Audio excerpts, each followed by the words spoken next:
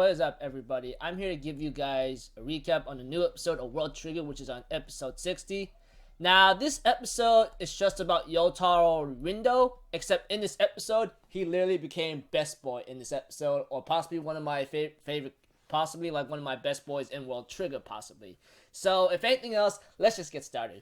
Okay, at the beginning, I think it plays a little backstory of what Youtarou saying that he has to keep an eye on the border branch, and therefore he says he's in charge of Takoma branch or something, and he ends up wanting to go on a secret mission. But apparently he took the wrong transportation way where Konami, Reiji, and Kurasuma went, you know, and then he went the opposite direction apparently, and he gotten his butt handed and getting lost, you know. He asks someone for directions, and he says that he's the #1 border agent of Takoma, you know, branch, or of all border, which is just hilarious. He ends up meeting a girl named Kokoa, I believe, and they end up having a little small talk here and there. And Yotaro's like, oh, I need a freaking need to get back to Mikado City or something, you know. So she decides to help him out and ask a driver, you know. Not before they end up having a little small talk where Kokoa ends up fluffing Raijin Maru, you know, which is just really, really funny. It was pretty cool though. But eventually we have to it that after going by to a certain stop, we have to it that Kokoa tells Youtarou, even though he's a kid and he's like bragging about being the #1 border agent, you know, of Tamakoma, about a couple things here and there. We have to it that Youtarou listens to a story where her father died recently, I mean, protecting her from a neighbor, you know. And what makes it really other crazy is like Youtarou on the other hand was just listening, and then the girl's like saying that she argues with her mom and she left her, you know, for work, you know, always working late, which is understandable. And later on she says that, you know, I'm sorry I get to listen to my boring story. And Yotaro's like, yeah, it is a boring story. And it kind of got her ticked off a bit here and there, you know. But in the end, when they actually get attacked by a Treon soldier, which is from the other side, which is from Gibbs Treon soldier apparently, we have to it that that this other border squad, which I forgot which squad it is, but apparently they are the ones that fought Osamu's squad in the B rank tournament. Oh, Suwa squad, if anything, you know. The Suwa squad apparently.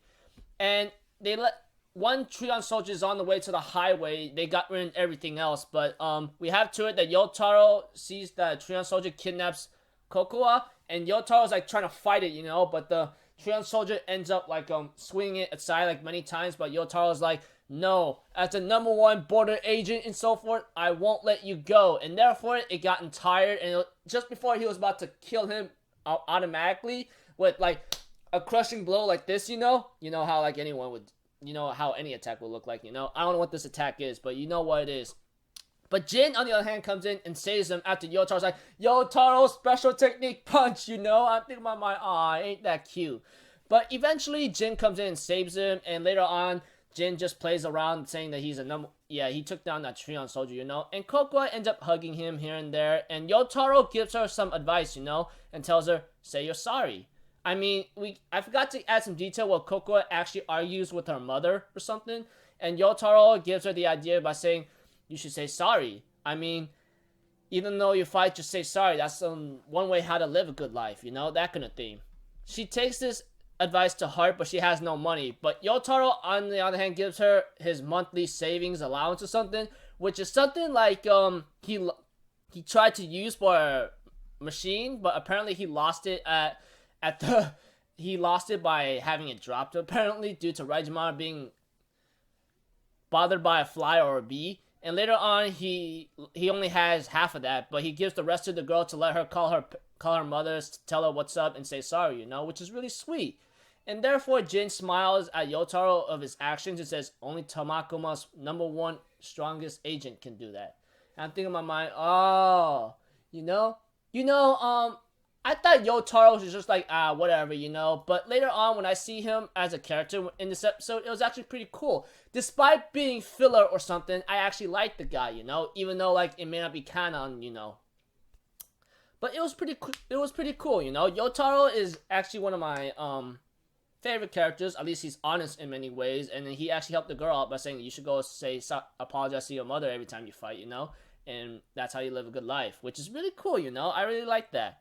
So even though he's a kid and he does have a large amount of Trion to even to talk to Raijimaru, you know, there were a couple funny moments between Kokoa and Youtarou, you know, but I still had my fun. And Youtarou standing up to a neighbor, even though not being an agent and not having any like Trion power or something, or don't have a trigger on special, he still fought, which is really cool. So full on respect for this kid, you know. So if anything else, I'm just gonna leave it at that, people. I hope you guys enjoyed this episode as much as I did. Next episode, oh man, I think this might end the filler arc possibly. I think I am gonna miss a couple characters here and there, which I will explain later on if it comes out next week, you know. So until then, I'll see you guys later. I'm Alpha Zero, people. Have a good day, and I'll see you guys next time. Peace out. Bye bye.